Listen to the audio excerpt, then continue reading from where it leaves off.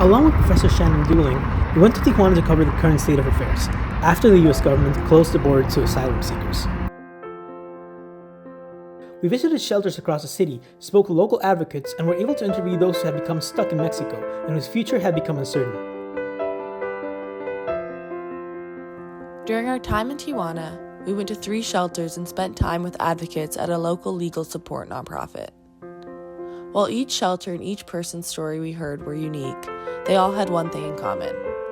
People felt trapped, unable to go back to their home that they were fleeing, and unable to start a new life in the US. Over and over again, we heard people say that they wanted to do things the quote-unquote right way.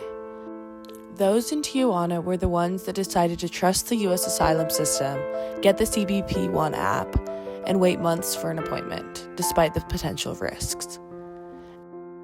And now, those people are being punished.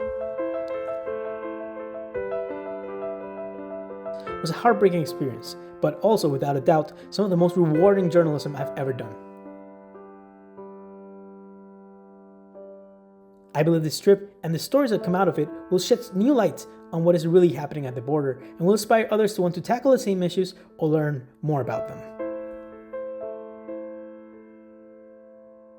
On our last day, we went to the beach in Tijuana, where the 30-foot steel border wall ends in the ocean.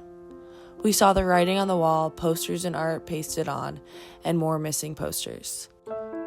I realized on this trip, you can read every article in the world about American border policy, hear stories about the asylum process, and see hundreds of pictures of the wall. But nothing compares to physically being there.